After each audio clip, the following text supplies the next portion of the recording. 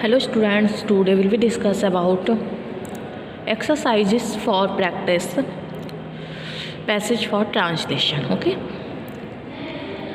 Exercise first है, पहले हम इसकी हिंदी पढ़ेंगे, फिर इसको इंग्लिश में ट्रांसलेट करेंगे. ओके,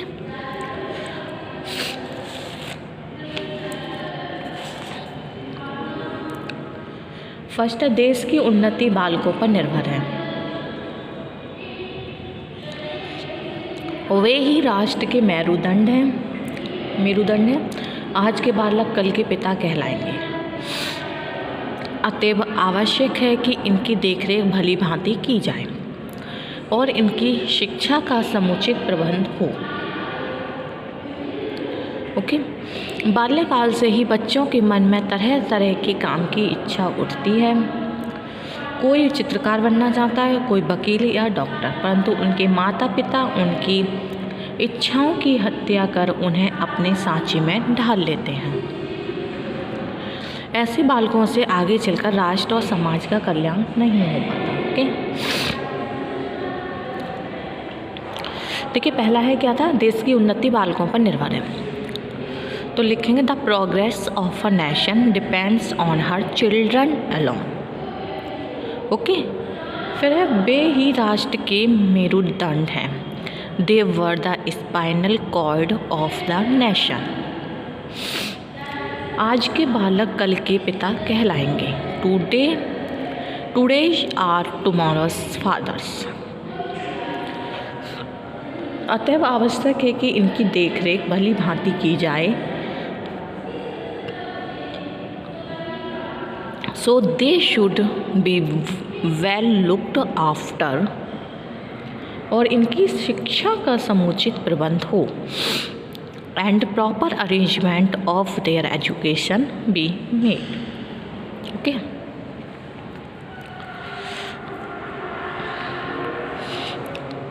नेक्स्ट है, बाल्यकाल से ही बच्चों के मन में तरह तरह की काम की इच्छा उठती है. Right from the childhood, desires for doing various things spring in the hearts. जिनकी कड़ियाँ अभी तक नहीं टूट पाई हैं.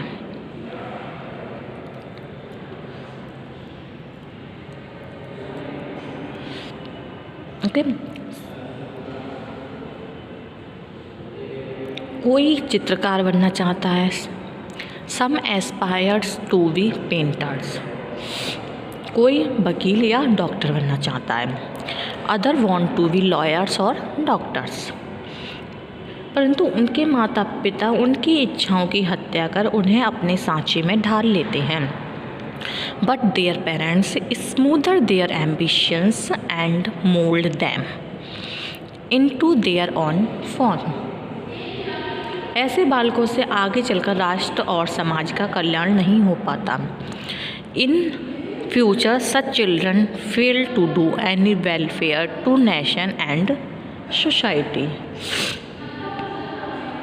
ओके, नेक्स्ट है, हमारे यहाँ कुछ अन्य रीतियाँ युगों से चली आ रही हैं. In our country some superstitions have been continuing और एजेस.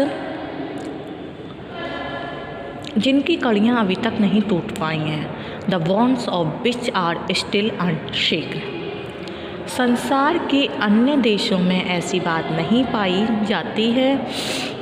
तो क्या this thing is not seen in other countries of the world. उन देशों में बच्चों की प्रारंभिक प्रवृत्तियों का स्वागत होता है. In those countries the primary instincts of children are welcome. Okay, उनकी उत्सुकता कुचली नहीं जाती. Their curiosity is not suppressed. यही कारण है कि वे आज प्रगति के पथ पर हैं. This is the reason they are on the path of progress today. Okay, next है, भारतवर्ष में एक राजा राज्य करता था. तो कैसे बनेगी ये story. There was a king in India. उसका नाम शुद्धोधन था. His name was Shuddhodana. उसका एक पुत्र था. ही हैड अ सन जिसका नाम गौतम था. Whose name was Gautam. Gautam के जन्म के समय विद्वानों ने कहा था, during the time of Gautam's birth the learned man forecast, कि वह या तो विचारक बनेगा या राजाओं का राजा बनेगा। Gautam would be either a thinker और एन एम्परर। अतः उसके पिता चाहते थे कि उनका पुत्र महान सम्राट बने। So his father wished his son to be a great emperor. किंतु बचपन में गौतम अकेले बैठे रहा करते थे। In his childhood, Gautam used to sit all by himself. एक दिन वह नगर में घूमने गए। Once he went for a stroll in the city. वहाँ पर उन्होंने एक आदमी को देखा जो बुढ़ापे के कारण चल नहीं सकता था। There he saw an old man who was unable to move for his old age.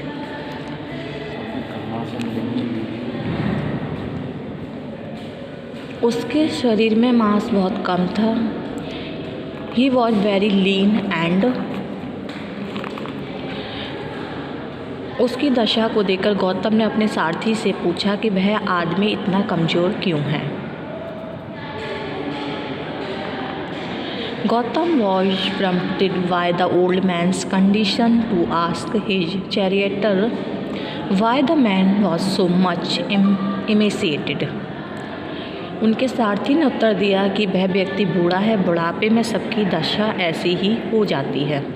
The charioteer replied that man was very old, everyone has to make the same fate in the old as.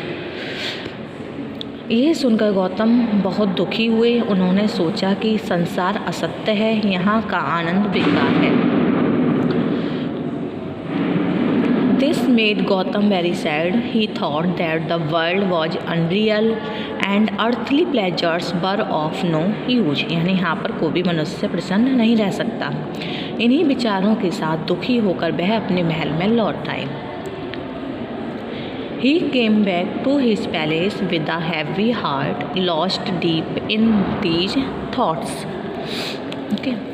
Next time, एक दिन एक राजा कहीं जा रहा था। Once a king was going somewhere.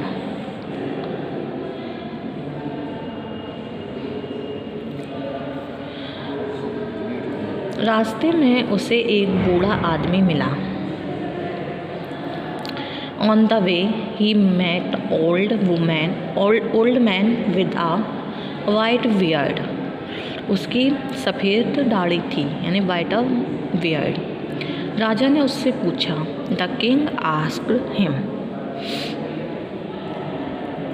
महाशय आपकी उम्र क्या होगी? Sir, how old are you? बूढ़े ने उत्तर दिया। द ओल्ड मैन रिप्लाइड, श्रीमान केवल 4 वर्ष की। Sir, only 4 years old. यही उत्तर सुनकर राजा को बड़ा क्रोध आया।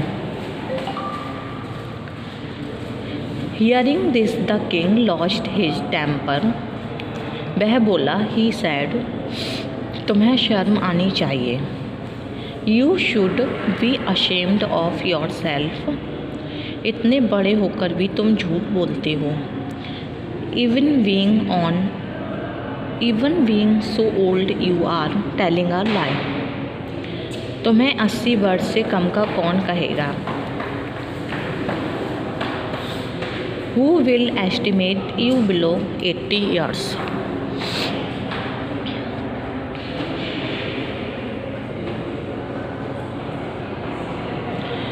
बूढ़ा राजा की बात सुनकर मुस्कुराया। The old man smiled at it. उसने नम्रतापूर्वक उत्तर दिया। He said politely, श्रीमान जी, आपका अनुमान ठीक है। Sir, you are quite right. परंतु इन 80 वर्षों में से 76 वर्ष तो मैंने यूं ही बर्बाद कर दिए।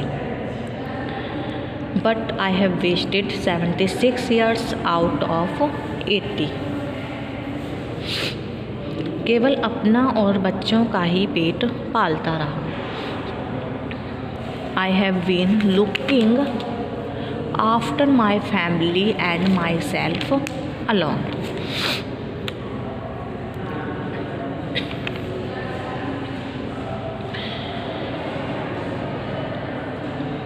ना तो किसी गरीब की सहायता की और ना ही कोई दूसरा नेक काम किया। I have neither helped poor nor done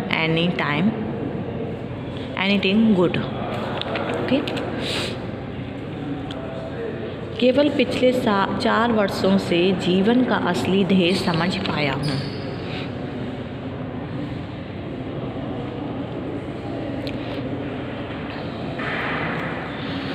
Only in the last 4 years of my life, I have come to realize the real purpose of life.